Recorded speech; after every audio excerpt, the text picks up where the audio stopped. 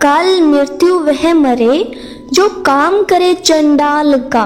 काल भी उसका क्या करे, जो भक्त हो महाकाल का। हर हर महादेव, जय भोलेनाथ। आप सभी श्रोताओं का एक बार फिर से आपके अपने YouTube चैनल अनंत भक्ति टाइम्स में हार्दिक स्वागत है।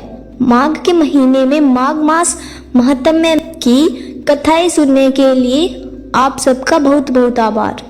आज से इस चैनल पर आप फाल्गुन मास महात्म्य की कथाएं नियमित रूप से सुनेंगे। बहुत प्राचीन काल की बात है। एक शांत, समृद्ध और धर्मपरायण गांव था। गांव के मध्य एक प्राचीन शिवालय स्थित था, जहां प्रतिदिन प्रातःकाल घंटियों की मधुर ध्वनि और ओम नमः शिवाय के जाप से वातावरण पवित्र हो उठता था। उसी शिवालय के प्रांगण में एक विशाल पीपल का वृक्ष था। उस वृक्ष पर एक नन्ही चिड़िया अपने परिवार के साथ निवास करती थी। वह चिड़िया साधारण नहीं थी, उसके हृदय में अटूट भक्ति थी। प्रतिदिन सूर्योदय से पूर्व वह शिवालय की ओर मुख करके चहचहाती, मानो भोलेनाथ का स्मरण कर रही हो। उसके 3 छोटे छोटे बच्चे थे, जिनकी देखभाल वह बड़े प्रेम से करती थी। उसी गांव में एक सेठ और सेठानी रहते थे। सेठ अत्यंत धनवान था, परंतु उसका हृदय कंजूसी और अहंकार से भरा हुआ था। उसे न पूजा पाठ में रुचि थी, न दान पुण्य में। वही सेठानी सरल, करुणामय और धार्मिक स्वभाव की थी। उसका एक ही दुख था, संतान का अभाव। गांव की स्त्रियां जब उसे ताने मारती तो सेठानी घर के पीछे बैठकर फूट फूट कर रोती। पीपल वृक्ष पर बैठी वह नन्ही चिड़िया यह सब देखती और उसका हृदय द्रवित हो उठता।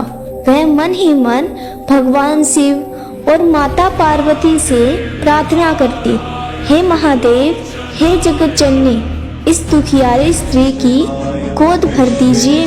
एक दिन चिड़िया ने निश्चय किया कि वह स्वयं कैलाश जाकर भगवान से विनती करेगी। अपने बच्चों को स्नेह से समझाकर वह लंबी उड़ान भरते हुए कैलाश पर्वत की ओर चल पड़ी। कठिन यात्रा, शीतल वायु और लंबी दूरी के कारण वह अत्यंत थक गई और कैलाश पहुंचते ही मूर्छित हो गई। माता पार्वती की करुण दृष्टि उस पर पड़ी।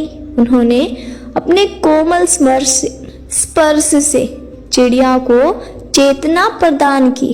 चिड़िया ने रोते हुए अपनी व्यथा सुनाई। भगवान शिव भी सब सुन रहे थे। महादेव ने गंभीर स्वर में कहा, सेठ के कर्म ऐसे नहीं कि उसे संतान सुख प्राप्त हो।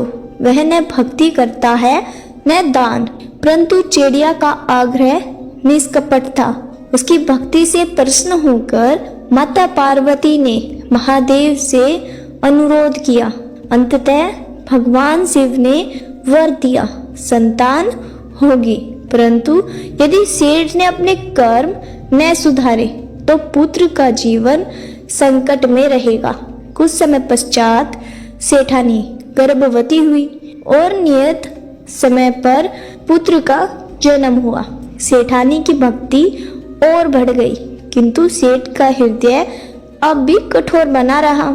चिड़िया यह सब देख रही थी। उसे महादेव के वचन स्मरण थे। वह पुनः चिंता में पड़ गई। अंततः वह फिर कैलाश पहुंची और महादेव से प्रार्थना की कि सेठ को सद्बुद्धि दी जाए। भगवान शिव और माता पार्वती ब्राह्मण ब्राह्मणी का रूप धारण कर सेठ के घर पहुंचे। सेठ ने भिक्षा से मना कर दिया, पर सेठानी ने आदर पूर्वक उनका सत्कार किया। उनके चरण घर में पड़ते ही सेठ की बुद्धि परिवर्तित हो गई।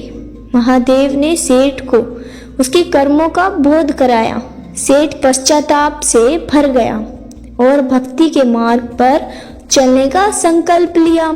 सेठ और सेठानी ने ब्राह्मण रूपधारी महादेव से महाशिवरात्रि व्रत का विधान जाना और सच्चे मन से व्रत करने का प्रण लिया। उस दिन से सेठ के जीवन में अत्यंत अद्भुत परिवर्तन आने लगे। दान, सेवा, सत्संग और शिव भक्ति उसके जीवन का अंग बन गई। उन पुण्य कर्मों के प्रभाव से पुत्र निरोगी रहा, घर में सुख समृद्धि बढ़ी और गांव में सेठ की कीर्ति फैलने लगी। पीपल वृक्ष पर बैठी चिड़िया यह सब देखकर आनंदित होती और ओम नमः शिवाय का जाप करती। अब कथा एक और गुड पर्सन की ओर बढ़ती है। नैमिषारण्य में ऋषियों ने सूत जी से पूछा, हे महामुनि, शिव भक्ति का सर्वोत्तम साधन क्या है? सूत जी बोले, हे ऋषियों, समस्त यज्ञों में जप यज्ञ श्रेष्ठ है और समस्त मंत्रों में पंचाश्री मंत्र नमः शिवाय सर्वोत्तम है। यह मंत्र मोक्ष प्रदान करने वाला है।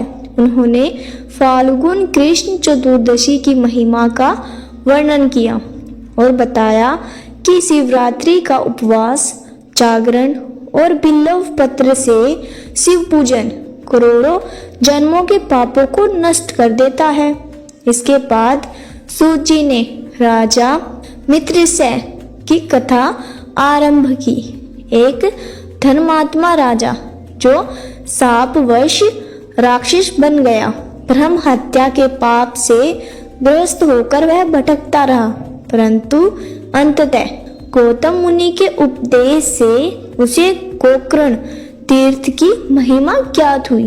गोकर्ण में महाबल शिव का दर्शन, शिवरात्रि का व्रत और सच्ची भक्ति, इनसे राजा को पापों से मुक्ति मिली। सूत जी ने कहा, हे ऋषियों, यही शिव भक्ति की महिमा है। जो शरण में आता है उसका उद्धार निश्चित है। कथा के अंत में सभी ने एक स्वर में कहा, ओम नमः शिवाय। इस प्रकार फाल्गुन मास महात्म्य का यह प्रथम अध्याय पूर्ण हुआ। अगले अध्याय में आप गौतम मुनि द्वारा बताए गए उस अद्भुत आश्चर्य का वर्णन सुनेंगे जो शिवरात्रि की रात्रि में घटित हुआ था। यदि यह कथा आपके हृदय को स्पर्श करे तो इसे आगे साझा करें और भक्ति के इस प्रवाह में सहभागी बने। हर हर महादेव।